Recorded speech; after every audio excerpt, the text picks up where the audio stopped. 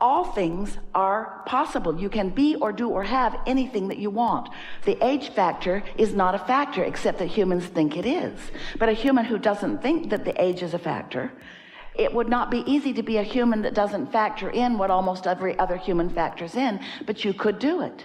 So we want to say, if any desire is strong enough, and by that we mean dominant enough, by that we mean not contradicted by beliefs that are constantly pounding away at it, then any desire can come about. It just does not matter.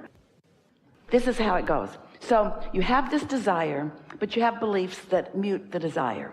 You have a desire, but you have beliefs, because your beliefs are based upon what is happening, where your desire is based upon what you want and what's in your vortex. And so your beliefs are the things that mute your desires. And so most humans don't have really pure desires. You've got desires that are muted because a belief is just a thought you continue to think, and a desire is a thought that you think too. So if you're giving some airtime, so to speak, to your desires, that's wonderful. But if you're giving equal or more airtime to a belief that is in contradiction to the desire, then the mix of your vibrations is the way your life plays out. And there are people who have been with us for quite a long time that still have that experience of realizing, as things play out from time to time, that they've got more hindering beliefs than they realized that they had, because a lot of people are not really owning up to how they really feel about things. They've learned to say words that sound positive, and then they fool themselves by believing that what they're saying is what they're offering vibrationally, until life plays out and shows them something different. Most people learn limitation from their parents and from those who are around them, because most people learn their vibration from what they're observing, and most people are not even coming close to living their dreams. That's why the handful of those that have that kind of success is a handful of those who have that kind of success. You see, here's the thing about desires, and we might as well be the ones to break the news to you. Your desires never stop being your desires. You can resist them by not letting them flow. You can get weary of trying for something that you can't move on, but we want you to know that the only reason anybody's not moving in the direction of their desire is because that's not the direction they're looking. Most people are so busy telling the story of what was, or even the story of what is, that they hold themselves in a vibrational frequency that doesn't let them have the satisfaction of moving in the direction of their desire. Satisfaction doesn't come only when you move in the direction of your desire and get all the way there. Satisfaction comes in the moment that you begin moving in the direction of your desire. When you stop swimming upstream is when satisfaction begins to come. When you start swimming with the flow.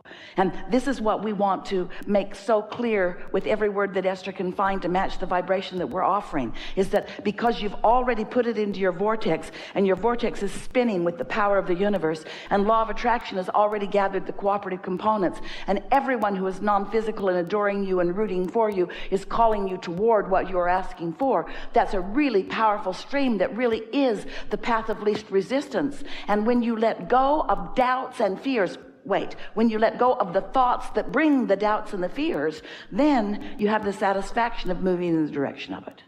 And so you're not going to get any encouragement from us to give up on something you want.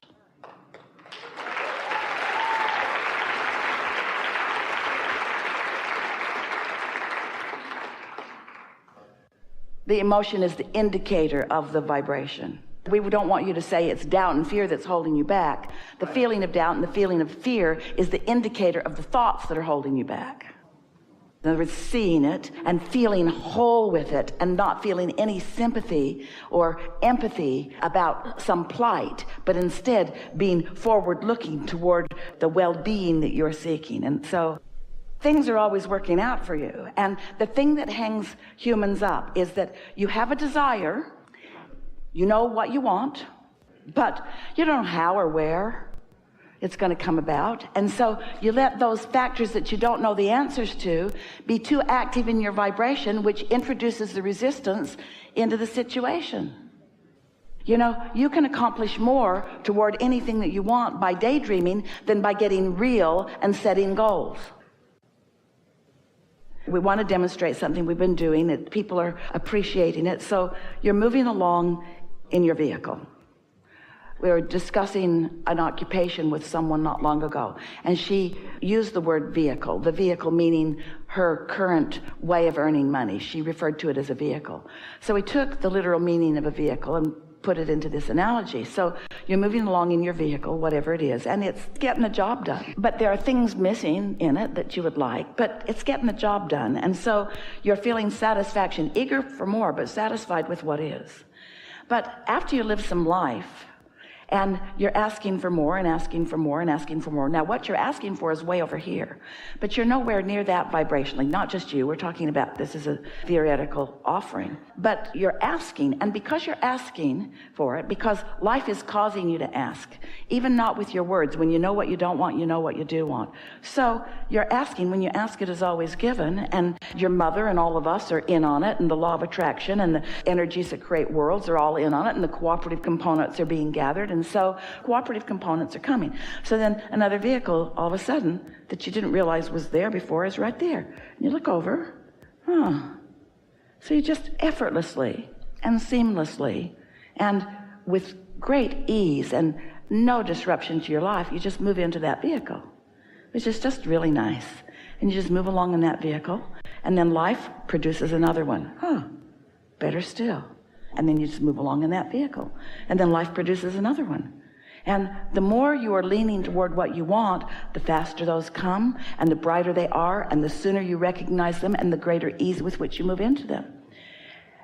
And then we said to this woman, who was the reason that we created this analogy, and she felt great relief. She felt a great breakthrough when we said it to her. And we're giving it to you for the same reason. We said, you know what you've been doing? You've wanted to go from that vehicle to that one. And because you can't, that's the genesis of your doubt. That's the reason that you don't believe. But if you can do some segment intending, then after a while you begin to show yourself, you begin to demonstrate to yourself the universe's attention upon you, the worthiness of your being, and most of all, you begin to demonstrate your receptivity to that, because you're not asking for a receptivity that is too far away for you to find. Jerry always said, as he was coaching people in financial matters, put your basket out far enough that if you hit it, it's going to thrill you, but not so far that you don't think you can. Esther sat ready to come to play with you today and did her segment intending, wrote it out. We're going to have so much fun in there today. And we're going to have new discussions. And we're going to take old discussions. This is an old one. And we're going to talk about it in new ways. And people are going to feel the clarity of the new place. In other words, she just took great delight in her segment intending daydream about what was going to happen in here even before it happened. Not as a prediction and not as a creation, but because those thoughts felt so good to her, she wanted to think them. This is a new segment. What do I mean? I'm going to get in my vehicle, it's a new segment. Or I'm answering the telephone, it's a new segment. Or I'm placing a call, it's a new segment. Anytime anything changes from one moment to the next, it's a new segment. And the more of those that you can stop in realization that it is a new segment that might ask from you more focused clarity about what you prefer from the segment, then the more efficient you are at segment intending. We've been talking about segment intending for a very long time, but today we're talking about segment intending with the umbrella important understanding of that's the way you get out ahead of things. And so we're saying you've been trying to get too far out ahead of things, further out ahead of them than you can believe. And so in the moment that you activate an end of a stick, when you pick up a stick, let's say the stick you picked up is money. This is a good discussion. Let's say the stick you've picked up is the money stick. And on one end of it is abundance, and on the other end of it is lack of abundance. And you're somewhere on that stick. And the reason that you are where you are on that stick is because of the way life has touched you and the way you have responded to it. So you have vibrational patterns of thought, or what we call beliefs or expectation about money. So when you set a goal about money, so you activate the stick, you pick up the stick about money, you don't just go to the end where you want to be, you go to the place where you are. You've activated it where you are. It's where you last left it, you see. You can't be other than where you are. You can't all of a sudden say, I want to believe differently than I do. Life is blending from what you have lived to what you are living to what's coming next. We just want you to be aware of this blending. And if you will consciously acknowledge the blending and make a decisive determination, I am where I am. I'm going to look back less and I'm going to look forward more. And I'm going to do a better job for me of segment intending. I'm going to say more of the things that I want. So you get in your automobile. This is going to be a nice drive. This is going to be a comfortable transport from here to where I'm going. And I'm going to rendezvous with other drivers who are considerate. We're going to be cooperative components. You can segment intend. And as you become often a more consistent segment intender, in not very much time, you will begin to notice the difference in the way those segments feel to you.